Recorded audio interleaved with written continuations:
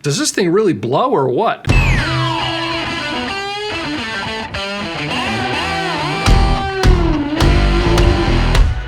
Hey there, bike rider. Thanks for tuning in to this episode of Cyclecraft TV. I'm Brendan, the owner of the Cyclecraft Cycling Center located in Parsippany, New Jersey, and on the interwebs at cyclecraft.com. So here's a new thing for me. Someone asked me to check out this product and tell you what I think about it. This here is the Casino T5 Portable Electric Inflator that also works as a battery bank to charge your electronics and has a built-in light. Now we pump a lot of tires here at Cyclecraft, so I figured I'd check it out. These guys are not paying me for this video, but they did send this to me at no cost. I promise I'll give my honest assessment after putting it through its paces. Okay, let's take a look at the T5 and what you get inside the box. The whole kit comes inside this really nice carrying case. Obviously, in addition to the inflation unit, you receive a hose for connecting the pump to the valve on your car or your tire, and you also have a power cord that you can use to plug this thing into a accessory outlet inside your car. You also get this USB-C cord, which you can use to charge the unit with any standard USB charging block. It will charge it up to 45 watts. They claim that it will take about an hour to get a full charge into the battery. We're going to test that out.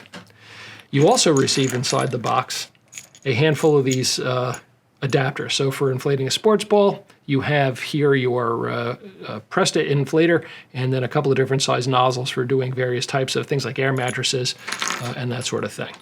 In addition to inflation, it is pretty cool that you can top off your phone battery or other USB rechargeable from either the USB-A or USB-C outlets. The A-type outputs 22 watts. The USB-C outlet will give you 45 watts. The rated pressure capability for a bicycle is 20 to 120 pounds per square inch or 1.4 to 8.4 bar. A car is rated at 26 to 51 psi or 1.8 to 3.5 bar. Now here's a note from the manufacturer. The T5 is a dual-cylinder machine and will provide up to 4 times faster inflation than any other inflator in its class. Now, since I haven't tried every other inflator in its class, I guess I can't swear that that's true, but I have tried some in the past and they are notoriously slow and loud. So let's take this thing out into the shop and give it a try. Okay, so here we are in the shop and we're going to pump up our first tire just as a quick test of the Casino T5 pump. So what we have here is a 20-inch high-pressure wheel. It came off of some strange bike I have out in the shop here, getting ready for a repair. This is a 100 pounds per square inch tire, and so we're going to get ready to use the Casino T5. So press and hold to turn on the pump, and you can use the, see there's the little icon there says bicycle, the top button here. We go back and forth, showing all the different modes that we have. That's car mode, that's motorcycle mode, and that's bicycle mode. And then you can see we have our up and down on pressure, but this guy we're going to go to 100 pounds per square inch. That's what the tire calls for. We're going to see how long it takes us to get up to the full range. So just go ahead and press the button. That's pretty loud, sorry about that.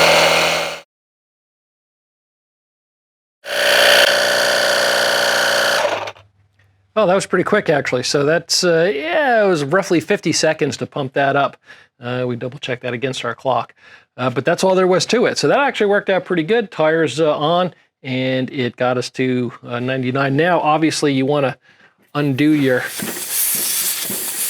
hose there. You might lose a little bit when you take that off of there, but that was pretty good. So that was 100 pounds of pressure in just about 50 seconds. And, yeah, let's try another tire. Okay, here comes test number 2. Now this wheel is a 27.5 by 2.35 tire, kind of a standard, comfort bike tire you might find on a hybrid bike, something like that. And this guy has a full inflation range of 40 to 65 pounds per square inch. Now we're going to start from 0 again, just like we did on the first one. Again, this is a much higher volume tire, so lower pressure, but higher volume. See how long it takes to do this one. So again, we're going to press our power button. That gets us up to there. Now we're going to want to, again, I'm going to demonstrate cycle through your modes. Back onto bicycle. Now we want to bring that pressure down to 65 pounds.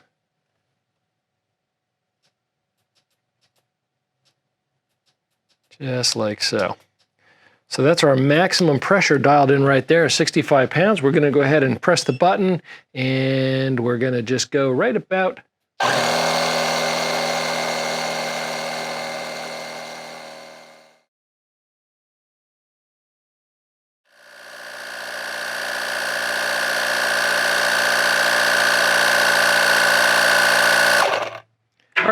Oh, okay. Ooh, that little snappy snap there. Don't blow your tire off the rim. That guy, that was just about, gosh, a minute and 10 seconds, give or take. Minute and 10 seconds, not too bad to get us to 65. And the cool thing is this is also giving us a reading on here. So we have the ability to release pressure. If you overinflate your tire, you want to let some out, there's a little button right here on top, and you press that, and that's going to let pressure out.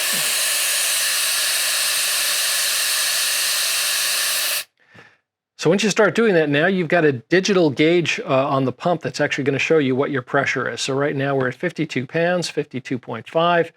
I'm going to let this out. I'm going to bring this down to about 32 pounds. And then, so let's say we have our half full tire. We'll see how long it takes us to bring it back up to its full inflation. So starting from, let's say about 30, we'll give it 32.5 pounds. All right, so keep in mind, remember the pressure on this tire, the full inflation range is 65 pounds. We're at 35.7 now. Let's see how long it takes us to get back to 65.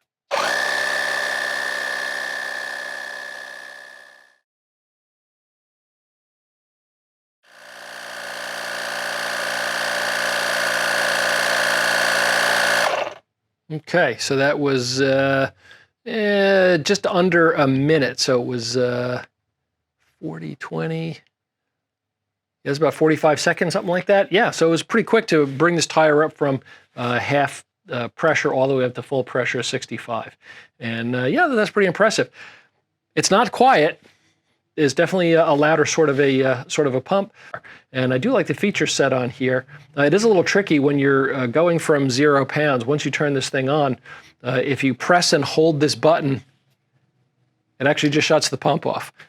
So you got to be careful when you're ready to actually start inflating your tire. Wait for it to come on. I'm going to let some of the pressure out. Just like that. And to actually make it start going again, you just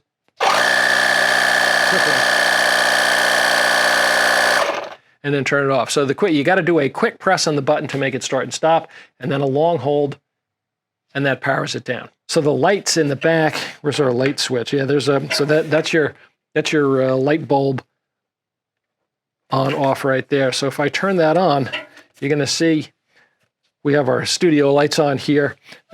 These lights are not terribly bright. You're not really going to be able to see a lot, but I will say if you put it into the red flashing mode, if you're on the side of the road and you're pumping up your car with this, this is not a bad thing to have, just as an extra added safety measure.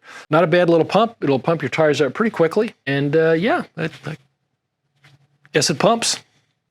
Hey, so now we're back here in the studio after trying this thing out on the shop floor to see if we could pump up some tires with it. And here's my basic review of what I liked, what I didn't like. So what I definitely liked about it was it actually had no trouble getting that tire up to 100 pounds per square inch in roughly a minute. It was a minute and 10, whatever it was. But it was pretty fast. I've used other small electric inflators like this before, and they're definitely not as fast as this one was. Another thing I really like about this unit is the large clear numbers on the face of it. You can see that it's very easy to read.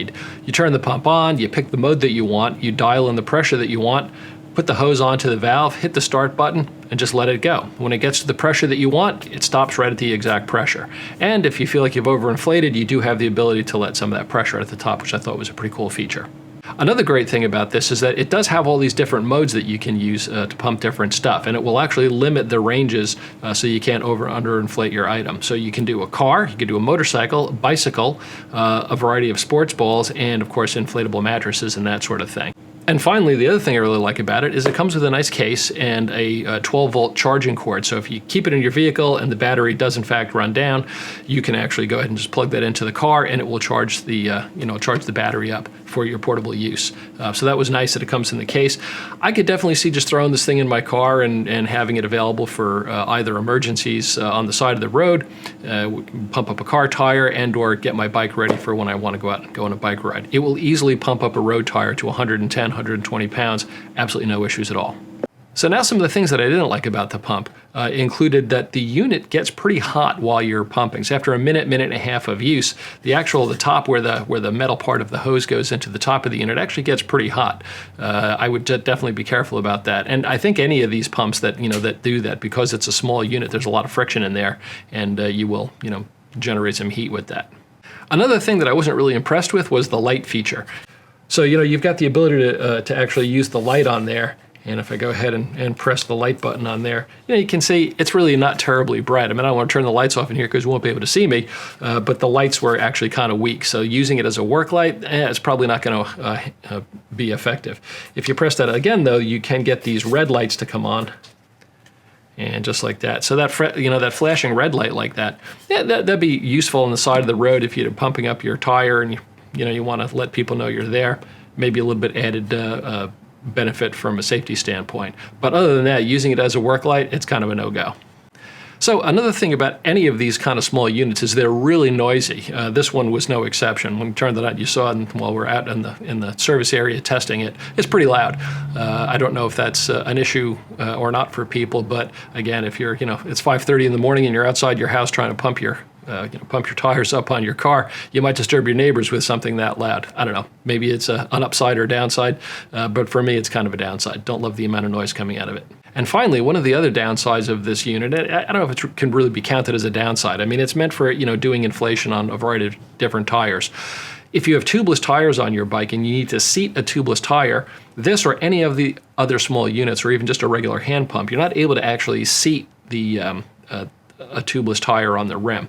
You really need a large size compressor for that. So, if in a perfect world, a feature that I would love to see a portable pump have is the ability to seat a tubeless tire. Now, I'm no engineer, and I'm guessing it probably can't be done, or they would have already done it. But somehow, if you had the ability to build up a charge of pressure, like there are some hand pumps that do that, but it's obviously not practical to carry around all the time.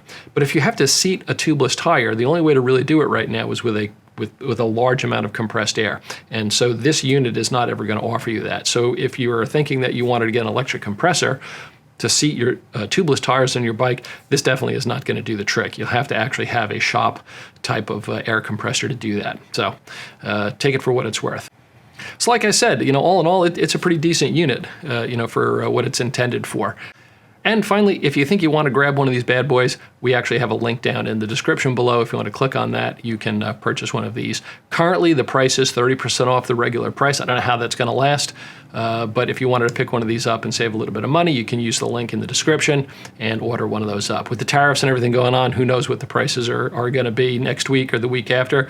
But right now, as far as I know, that 30% is still available as a discount on the unit and will be for the foreseeable future. So go ahead and order one of those up. So thanks for watching Cyclecraft TV, and if you wouldn't mind going ahead and give us a like on the video and a subscribe, that would be really appreciated. And as always, keep the rubber side down.